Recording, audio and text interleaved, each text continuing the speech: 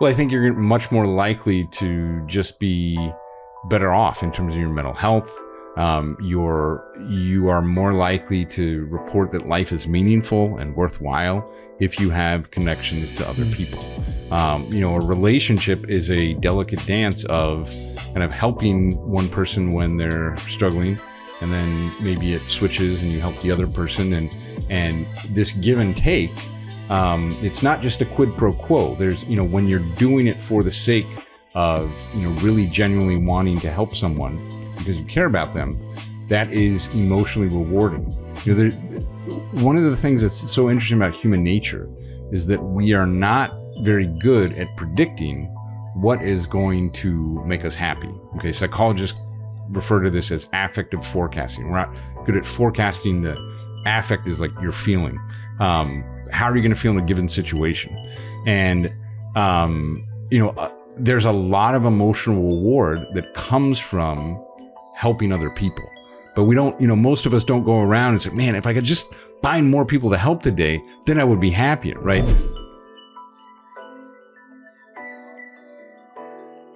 All right, we have a very, very special guest all the way from Connecticut. Let me tell you something. I love in-person interviews. My guy is out here from Connecticut. And we're going to talk about something very important. One of the most common DMs I've ever gotten is, what is my purpose? How do I find my purpose? What am I here for? I'm tired of my job. And there's so much. I've always wanted to do a show where we can really clear it up, but I'm not an expert in finding this. But guess what? I got an expert on the show. I got over here Professor Samuel T. Wilkinson. Now, Samuel T. Wilkinson is an associate professor of psychiatry at Yale University, where he also serves as an associate director of Yale Depression Research Program. He received his MD from Johns Hopkins School of Medicine at the Yale Depression Research Program. Dr. Wilkinson conducted critical studies showcasing ketamine's rapid antidepressant effects, leading to FDA approval for esketamine. His articles have been featured in New York Times, Washington Post, and Wall Street Journal, and he is the author of the forthcoming book, I got it right here in my hand for all of you viewing, Purpose: What Evolution and Human Nature Imply About Meaning and Existence, with this beautiful cover that you didn't pick out, but we got it over here. So, welcome to the show. Thanks for having me on. You're very well. Listen, I'm very excited about this convo. I'm telling you, like you're doing a lot in this world, from the ketamine to the purpose, and they sort of come all together in itself, right? We talked about the mental health stuff off air, which I want to go into a little bit with the ketamine, but really I want to start with the purpose because, like I said, it is one of the most asked questions. Now, in your book, you sort of went against the grain. What are people saying? What was academia? What is the conventional view on us as human beings and having purpose? Yeah, well, the conventional view, right, is that we are part of the natural world and we are therefore the products of evolution. And when I wrote this book mainly because of an experience I had when I was a medical student. This is going back now 15 years ago. When I first started studying medicine, anatomy and biology, I kind of had what you could call an existential crisis. And I was wrestling with what I thought science was teaching about, in particular about the theory of evolution and what that implied about the sense that I had, that most people have, that life has purpose and value and meaning. I was reading so many of the leading thinkers in biology and evolution, and the sense was that, well, you may think life has a purpose, but it doesn't really, and it's maybe just an illusion. And it's okay if you kind of fool yourself for a little bit, but there's no overarching purpose. Evolution didn't really know where it was going. Life is an accident. We're nothing more really than tens of thousands of molecular mutations, right? And that was kind of off-putting. I was like, this doesn't rub me the right way, right? And so I spent several months really kind of wrestling with this, thinking and meditating. I'm a religious person. I was praying. I was studying a lot. And at one point, things just kind of came together in a way that for me made a lot of sense and was really satisfying from both an intellectual perspective as well as a spiritual perspective. And I decided at that point that at some point I was going to write a book. So this is the now after quite some time, this is the product of that. It's beautiful that you have that spiritual side that led you to that discomfort going, you know what, I'm not going to accept this as a truth. And then you started paving your own path into this. So for you, how do you define purpose? Well, when you think about purpose, I think there's at least two levels that people talk about. One is like overall for humanity, like is there a purpose to existence, a universal purpose, right? That more or less everyone kind of has. And then you also have on an individual level, right? A sense of purpose and meaning that you are, and most of the time this has to do with someone feeling like they are part of something larger than themselves. They're contributing to a greater cause than just, maybe getting enough so that they can eat and have a place to live and so forth. So those are at least two levels. There may be more, but for purposes of our discussion, I think probably those will be the most relevant aspects of this. Mm-hmm. And why are you finding that so many people are disconnected to purpose? Well, a lot of it has to do with, so when you ask people what they find meaningful in their lives, and these are not exactly the same thing, purpose and meaning, but they're very closely related. When you ask people what they find most meaningful in their lives, number one has to do with their relationships with other people, their family, their close friends, and so forth. And for a lot of reasons, the closeness of our relationships has declined over the last several decades. The internet has contributed to that. The fact that fewer people are participating in community organizations and religious organizations, this kind of, we are connected online, but in as much as that takes us away from connecting in person, that seems to have a negative effect on people's ability to have meaning and be a part of something that is bigger than themselves. So then in those cases, how does meaning play into the purpose? How is it I have meaning in connection with my relationships? Does that help open up the inspiration for purpose? Are people mirroring to you their own purpose? So it's reminding you of your purpose or showing you what is not your purpose? Like, how does human connection play to that?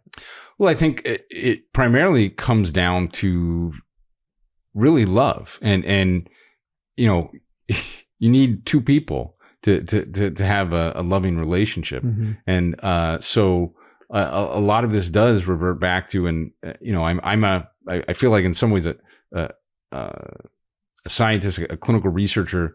A lot of my colleagues would say, "Oh, that's just sentimental and so forth." But really, what people need, they need love, and mm-hmm. and it's hard to kind of have that without someone else. True. Yeah. So let's say I have love in my life. I find great people, great friends, great partnership. In what capacity does that start helping me find purpose? Well, I think you're much more likely to just be better off in terms of your mental health. You are more likely to report that life is meaningful and worthwhile if you have connections to other people. A relationship is a delicate dance of kind of helping one person when they're struggling, and then maybe it switches and you help the other person, and this give and take. It's not just a quid pro quo. There's, when you're doing it for the sake of, really genuinely wanting to help someone because you care about them, that is emotionally rewarding. One of the things that's so interesting about human nature is that we are not very good at predicting what is going to make us happy. Okay, psychologists refer to this as affective forecasting. We're not good at forecasting. The affect is like your feeling. How are you going to feel in a given situation? And, there's a lot of emotional reward that comes from helping other people. But we don't, most of us don't go around and say, man, if I could just find more people to help today, then I would be happier, right? Mm-hmm. But that in some ways might be more psychologically accurate than most of us have this thought that if I could just get more things or more wealth or whatever, or win the lottery or something, then I would be happier. But most of the literature in psychology has kind of debunked, the importance of things and materials and status and so forth to well-being, and it's relationships that seem to be foremost among this. And when you're giving, you're helping not in a resentful way. This has a very large, it can be really emotionally rewarding. Mm-hmm. It's like nature is designed for us to have the most amount of pleasure and neurotransmitters and hormones flowing through our body when we are connecting with people versus acquiring things.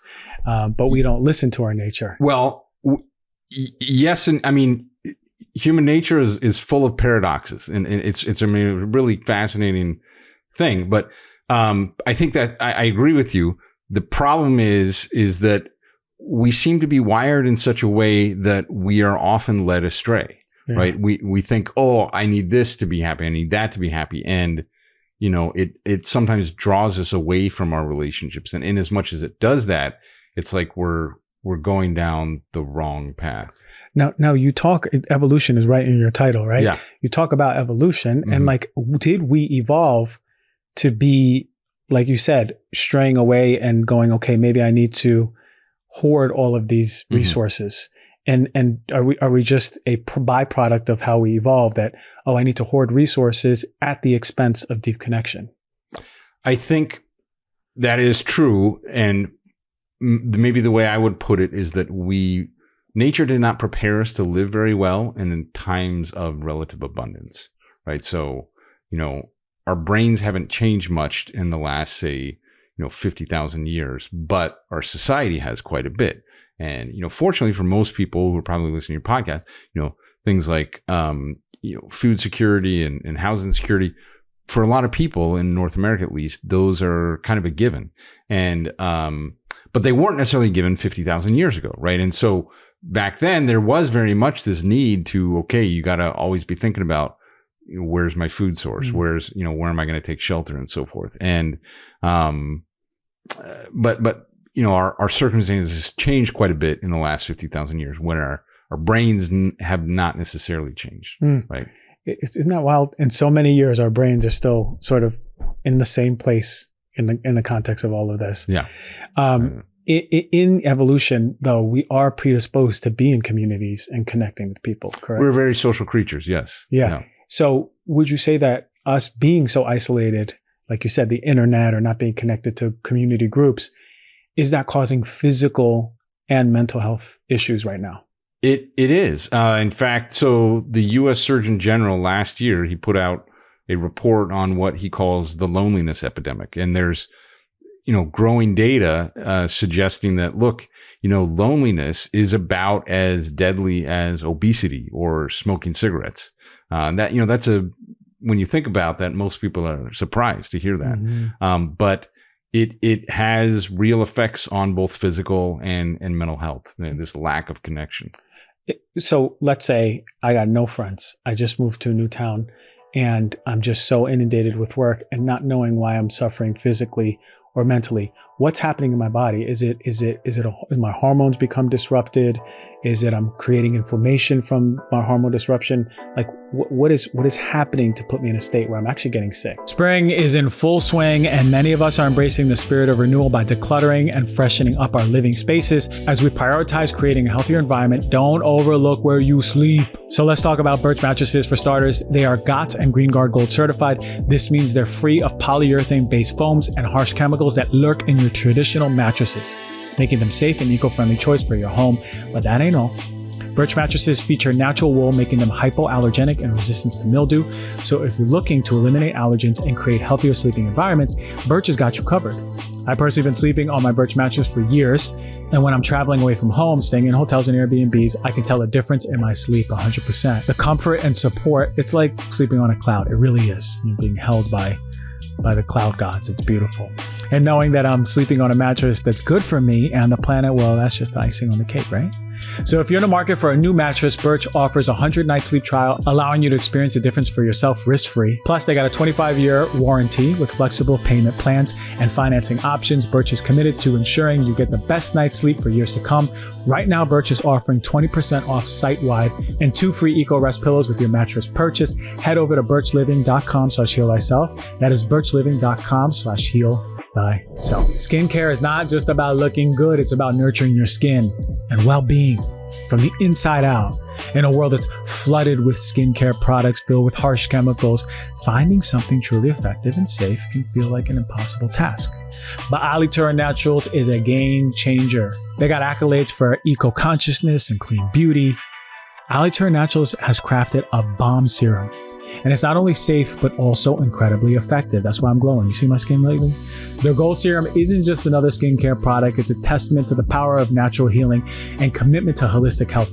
It uses organic ingredients like jojoba, olive, and rosehip oils. Their Gold Serum is made organically with plant-derived vitamin A, GHKCU, and marine collagen to revitalize your skin. Alitura Naturals has been using the best ingredients in their products for years, pioneering a path for what truly transformative, beautiful, glowing skin should be. So if you're ready to take control of your skin health and experience the pinnacle of natural beauty, I highly recommend checking out Alitura Naturals. It's that black bottle, beautiful gold writing.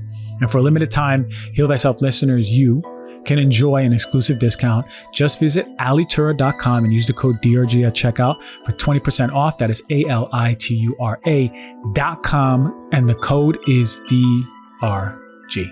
That's a good question. And, I don't know that we know exactly how relationships get into the body, what exactly it is, but they're, they do, studies of experimental pain paradigms where you have a subject and there's informed consent here, but you say, okay, I'm going to subject you to a painful stimulus for a limited amount of time. And they do it once by themselves and once maybe when they're holding the hand of their romantic partner. And when they're connected to someone else, the pain they perceive is less. So there's a lot we don't understand about the mechanisms about how those relationships actually affect the brain. But in very, very real ways, they definitely seem to do so. I'm just thinking about myself getting, my vaccines when I was a kid, and I'd grab my mom, be like, "Hold me, I don't want this, I don't want this," right? Yeah. And it's crazy because we do it like so, unconsciously as children. Yeah. But we do it. Yeah. All right. So we're talking about a new framework, right? We're not talking about, okay, look, we're just a random mutation of billions of cells, and now we're here. Yeah. What have you been finding that has really been opening your eyes as you were writing this book? Well, there are a couple things. So let me go back to what bothered me. And one was the sense that life is a total accident. And there's a well-known biologist who worked and studied at Harvard for a long time.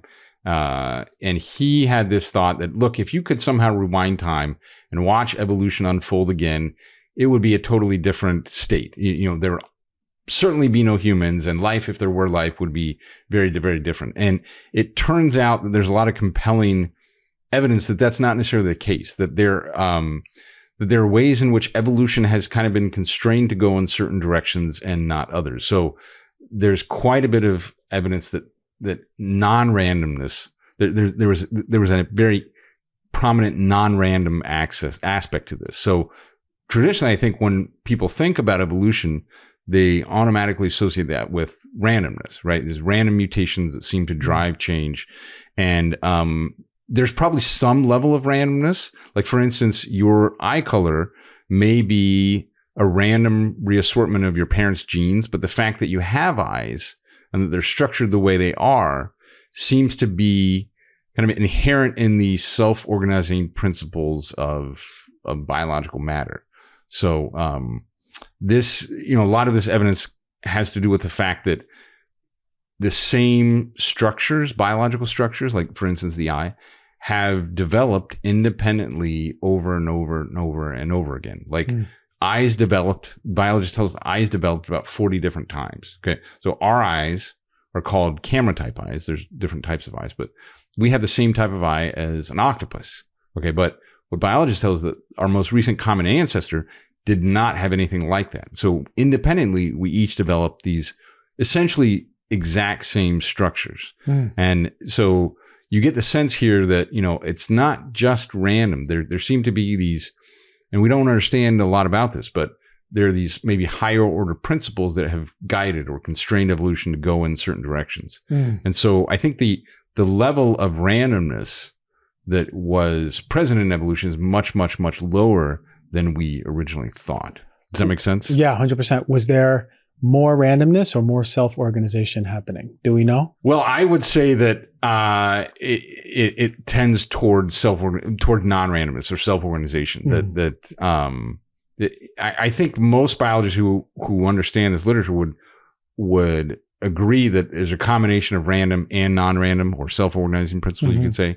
The disagreement might come as to, well, is it 50-50? Is it, 90-10? I think, to me, it's clear that it's much more non-random than random. Okay, so evolution was way less random than we thought. How is this playing into now our purpose? Well, that's a good question. So that doesn't get us all the way there, right?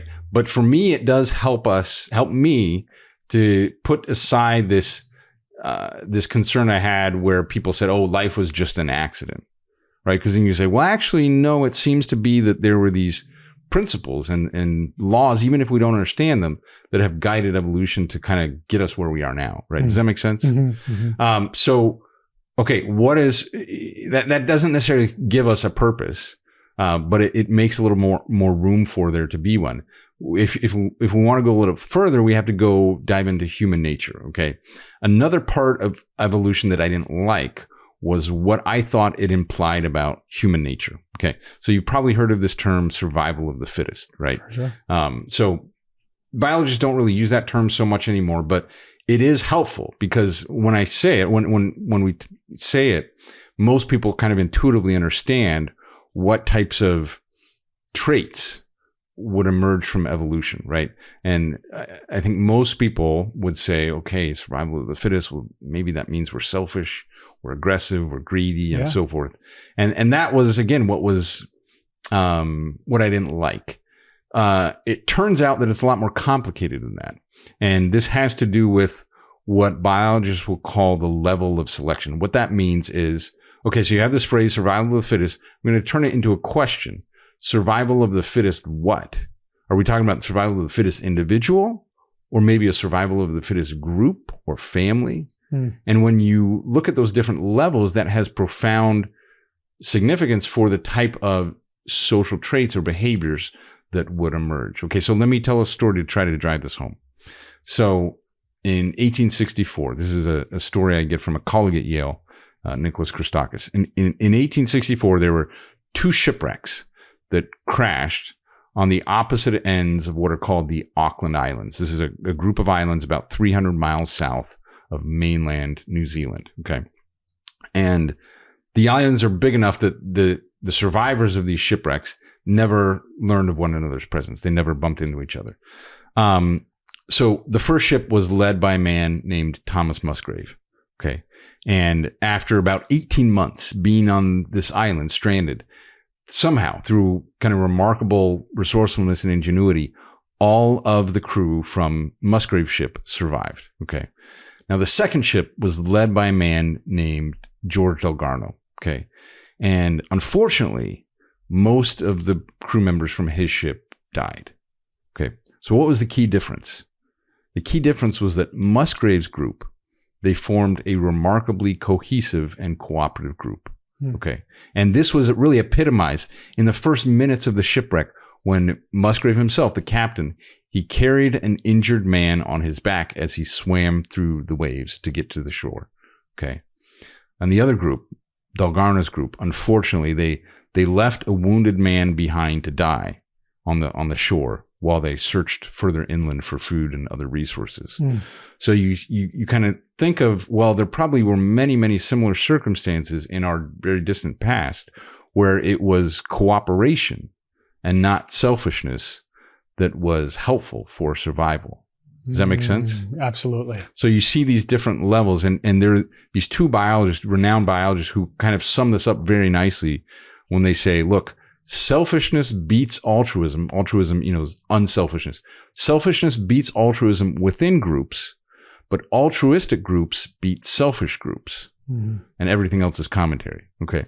So you see how on these different levels, you're going to get different social traits, right? For the group or family level, you get cooperation, kindness, altruism, and so forth. On the individual level, you get selfishness and greed and aggression and so forth. So which is it? Which level happened? Right. My thesis, and I think this is backed up by lots of, history and biology, is that it's both. Okay. I think we have competing natures within us. It doesn't take long to look back through history and come up with examples where humans have behaved in terribly selfish ways.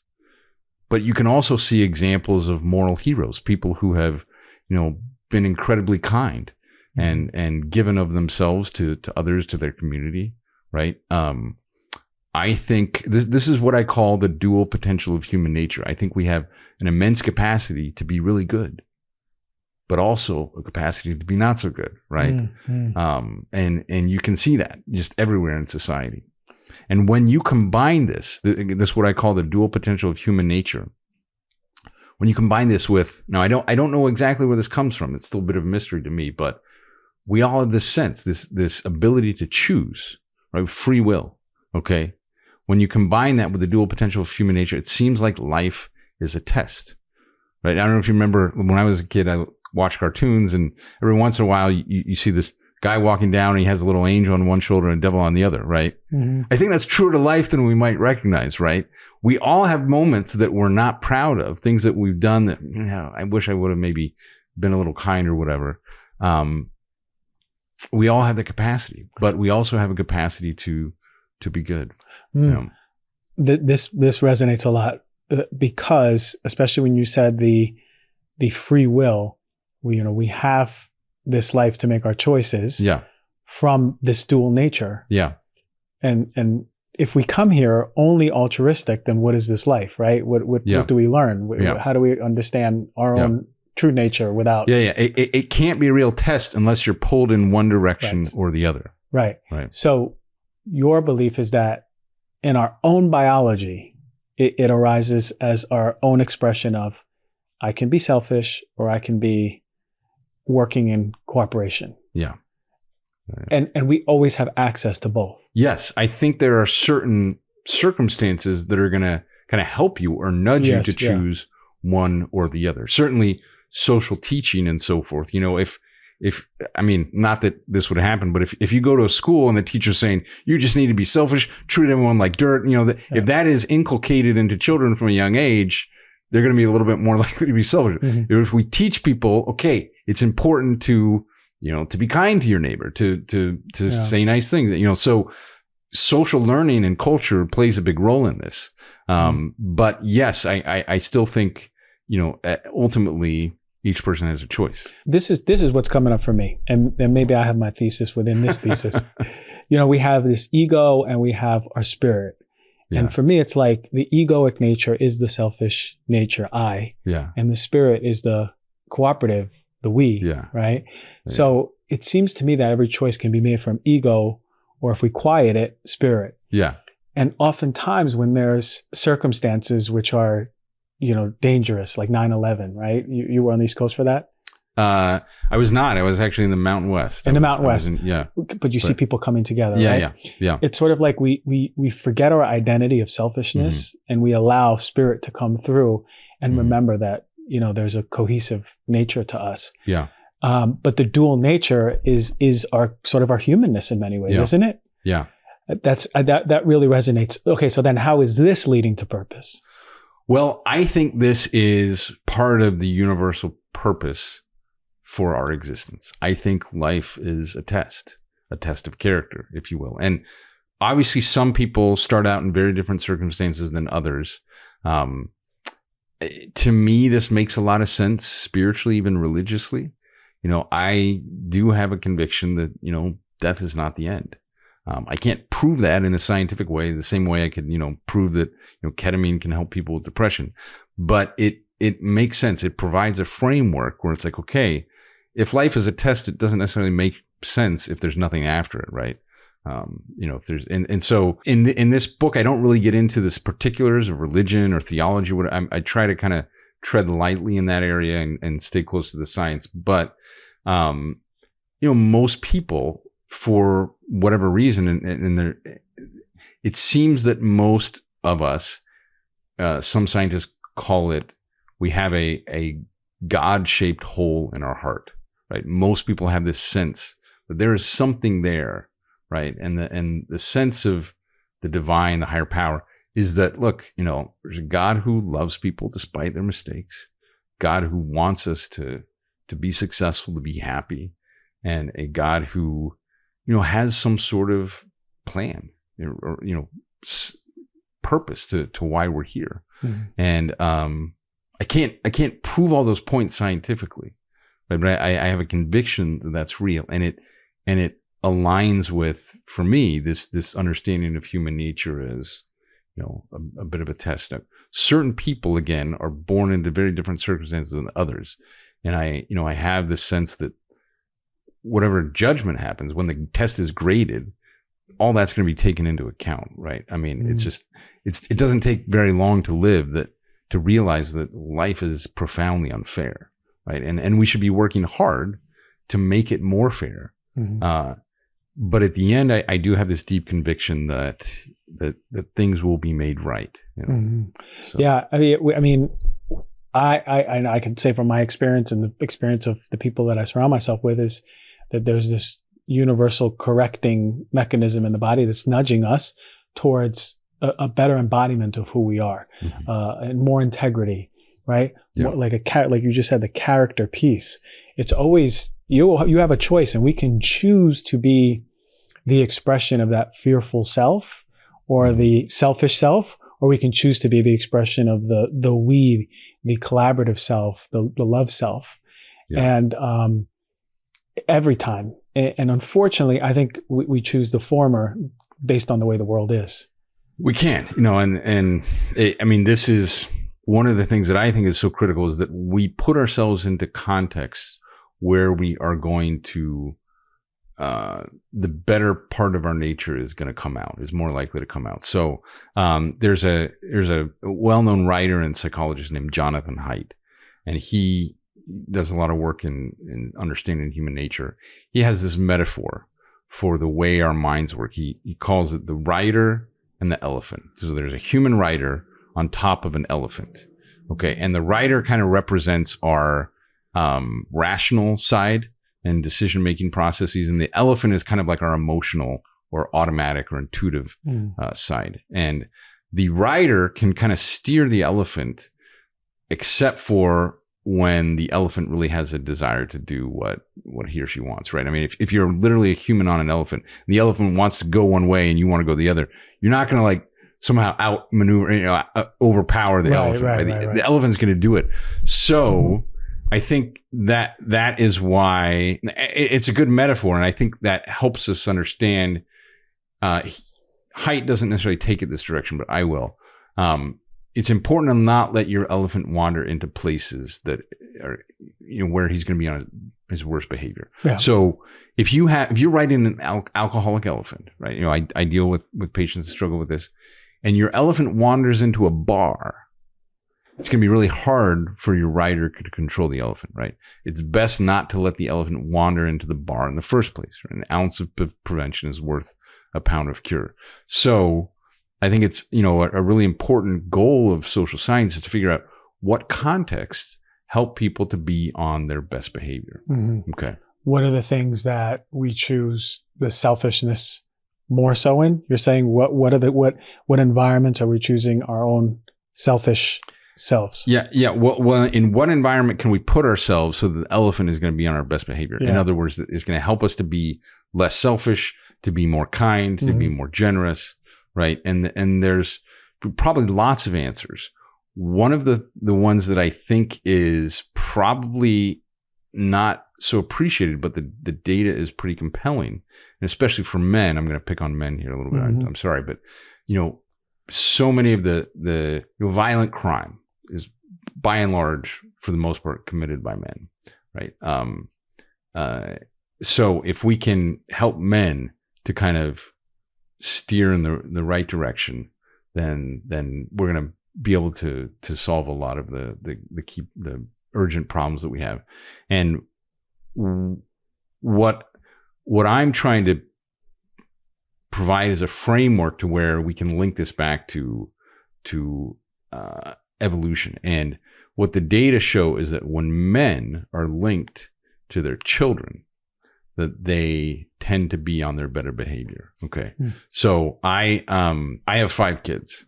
There's a lot of chaos in our house, and my wife is a saint. And having these kids and being a part of their life on a day-to-day basis helps me want to be better. And it helps me want to be more involved in the community. I coach one of my kids' soccer teams, and this helps link me to other people in the community. And I think that has to do with, and we can get into this, what's called attachment theory. It has to do with the way that nature shaped our family relationships. Okay. The strongest forms of love are often experienced from parents toward their children. And this has to do with the fact that when humans are born, human babies, they are utterly helpless. They just can't do anything for themselves. We are, if you look at like all of biology, we are on one end of the spectrum. We're the extreme in this way. So like a horse or a giraffe can like walk within a day or so of being born. But humans, like we are utterly dependent on our parents for, these days for like, a decade and a half or so. And the psychiatrist, his name was John Bowlby, who kind of came up with this framework of attachment theory. He noticed this and he said, okay, so pretty much everything a baby does, which is coo, cry, smile, laugh, and is meant to draw its parents close to the parent, to the baby. But the parents, the other side of the coin is that the parents also have to feel this immense care and concern and love for the child. And, most of the time, fortunately, Mother Nature cooperates. And, before I had kids, I wasn't like, oh, I love kids or anything. Right. But when I had my own kids, it was like, oh my goodness, I could not imagine feeling this depth of love that I had felt at this point when our oldest kids are twins. They're twin girls. And it was really overpowering. And, I kind of got the sense, that this is how nature has made me. This is how God has created me, right? To have this deep love for my kids. Does that make sense? Yeah, 100%. So because we as infants are on the other side of the way babies are expressed, put it that way, in nature, we call in through just how we embodied as infants our parents to come closer, but they have to meet us with their own inherent love. Yeah. And if the parent doesn't meet us there, what's the psychological effect that begins to happen? Well, it's really bad, unfortunately. And this is not necessarily unique to humans. You see this in monkeys too, and there are experiments done where you kind of take away a young monkey from the parent, and they don't know how to develop relationships later in their life. So what his name is John Bowlby, the psychiatrist that really first pioneered this theory of attachment. He noticed that first relationship between, in our evolutionary history, it was mostly between the infant and the mom, that served as the foundation for all subsequent relationships. And then if that relationship didn't have some level of kind of security, then it was going to be difficult for this growing child to be able to trust, to be able to form relationships. And, again, this is part of the sense that a lot of us have that, life is profoundly unfair, right? It's not a baby's fault if their mom or their parents are not paying enough attention to it and so forth. And I don't know how, but I do have this sense, this conviction that, look, people are going to be judged based on what they've been given, based on the hand they've been dealt. Yeah. Right. And so, we need to make accommodations as much as possible as a society, but also help parents. Raising kids is not easy. I can tell you, but it's wonderful, and another interesting aspect is that those two are inextricably linked, right? The challenge of raising kids is you can't get away, you can't unlink that from the love that parents feel, right? So, let me just kind of in a silly way, let's contrast humans with seahorses. Okay. So how would our lives be different if we were seahorses? So that sounds like a silly question, but seahorses, there are a number of different ways, obviously, in which they're different than humans. One way is that the males have birth, give birth. So this would make for some very different, like, parental leave policies. So, but another way is that when a seahorse gives birth, they don't really invest in their kid. They don't parent their kids. It's just like they're born and it's like, good luck. Hope you don't get eaten. Make me proud. Pass on my genes, right? And no one knows exactly what it feels like to be a seahorse, but you can bet that they don't feel this deep sense of love because they don't have to. Their species has a different evolutionary strategy, and so they don't necessarily have this deep sense of love. The kids just kind of go off, right? And so you can see how, when you ask like 10 parents, what is the most challenging thing they've done? They will say, like, most 9 out of 10 will say, raising my kids. But if you ask them what is the most rewarding thing that they've done, 9 out of 10 times they will say, raising my kids. And you see how those things are linked, right? Because they're so immature, it's really hard. But that also, of necessity, led the parents over a long time in evolution to develop this deep love and care and concern for them. So it's almost like this, like, spiritual principle that you can't have this deep love, at least in biology and psychology, you can't have this deep love without this, intense sacrifice, and so it's interesting. Yeah, it's really interesting. And I think about how many times I've heard, my friends who were fairly newish parents, or even my dad say, you just don't know that feeling of immense love, and that it exists until you see your baby born. But it's like the evolutionary strategy of, like, this immense love and all of this immense work and all this immense reward. And they're like linked, And they're linked. And I mean, the attachment. So what's also interesting is that, I mean, I mentioned earlier how that primary attachment between the infant and primary caregiver serves as the basis for all subsequent relationships. There's a lot of interesting evidence that it also serves as the basis for our ability to have long-term romantic relationships.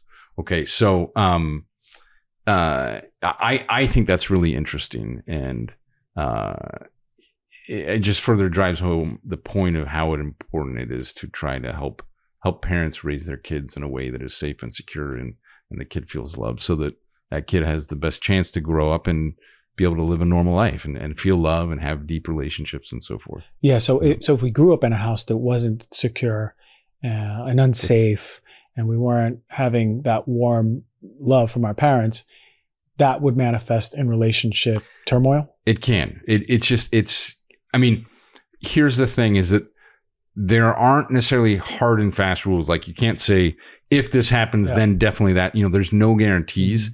There are people who are able to break the cycle, right? And I mean, we need to find the secret of that and spread it, right?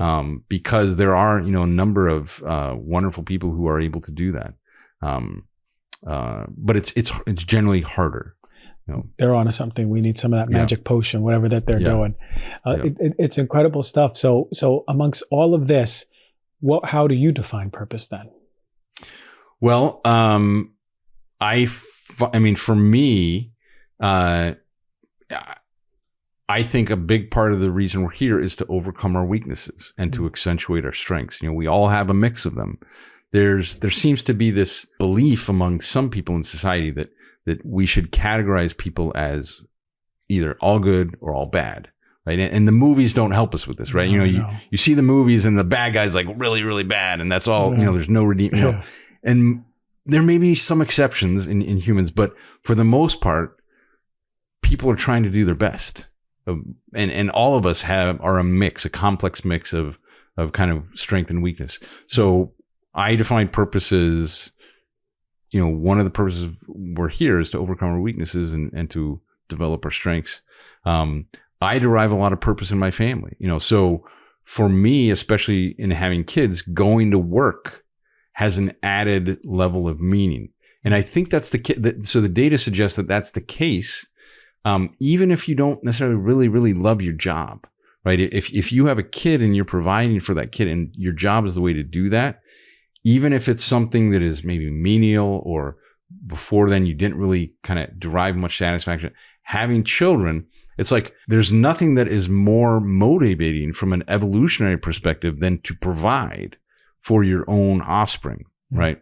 And so and men especially tend to report that, work has a new level of meaning when they become fathers, even if they don't love their job 100%. And for most people through most of history, they haven't necessarily been able to choose what they do, right? 300 years ago, a lot of people, they were farmers. There was no choice. They had to work the land. Now I think sometimes we lose sight of that. We say, I got to have this perfect job that, there's no job, or very, very few examples of jobs where you love it all the time. You're stoked all the time. You can't, I love parts of my job, but there are parts that drive me nuts. And I think that's how it is for a lot of people. So accentuating your strengths. Yeah. Bringing awareness to what your weaknesses are. Yeah. Less of those. Yeah. Finding meaning if you have family and more so in your work. Yeah. And would you say that choosing cooperation, collaboration is one of our biggest purposes, at least on a spiritual level? Yeah. Yeah. Definitely. So how would you suggest people to bring awareness to that? Viewers and listeners, they're going to go, okay, I want to collaborate more. I want to cooperate more. Is there any practices that we can do to really bring our awareness every day to pull away from am I being truly just selfish right now? Well, I think being engaged in the community in some way and disconnecting from your smartphone or from your social media, whatever it is, disconnecting from that and being engaged in person with, whether it's a church, a volunteer group, maybe you're volunteering to help kids soccer league or something like that. That is going to help you to build social connection and feel that you're contributing. And I think most of what we find meaningful about work is this sense that I'm contributing, I'm accomplishing something that is meaningful, that is helping other people. Yeah, that makes sense. If we add in more of that community connection, I've done shows on community talking about how beneficial it is for our physical and mental health. And we still overlook it because we're so attached to our phones. We're less connected than ever before. We're feeling it, as you said, because of the Surgeon General's statement. And here's a great opportunity for viewers and listeners. Think about what you can do in your community. It's very easy. I mean, we can have access to it. You just go on a website, find out, what you can do to help people or just build deeper relationships. And you mentioned this earlier on. It's like, if you're depressed or unhappy, go connect with people and take inventory of how you feel day to day. Yeah. You might feel a big difference. Yeah. That's such a beautiful thing. Your book, What Evolution and Human Nature Imply About the Meaning of Our Existence, Purpose. Yeah. Right? Where can we find it? When is it out? Where do we find you? Because this is really a profound conversation. Yeah. So it's out. It's been out a month. Okay. I'm not sure when you're going to air this. But it came out early March 2024. You can get it on Amazon, Simon & Schuster, Barnes & Noble, number of different places. So very cool. Yeah. Do you have a website or anything? Yeah. I'm not on social media a whole lot, which is good for mental health, bad for business. But I hear you on that. There's a book website. It's samueltwilkinson.com. You can also look at my Yale webpage, just at Yale, and search for Yale and Samuel Wilkinson. Amazing stuff, Doc. I want to, next time you're out here, we're going to talk all about ketamine, depression, plasticity in the brain. That's a whole nother podcast. I know you got to get back to Connecticut. where it's a lot colder. You got to come out here. It's getting warmer. It's there, getting warmer. Yeah. But I really appreciate your purpose in bringing light to this. And I love your thesis in this because it really resonated with me, at least on the energetic, spiritual things, the way that I think. It's so in alignment and very simple. It's like we always have that choice, and you're really bringing it to light that yes, we do. And it's actually biologically the initiative that pushed us towards evolving, and we're here, and we can do that, and we can embody better versions of ourselves. So I thank you for your work, and thank you for coming out here, Dr. Well, it's been great to be here. Thanks for having me. All right.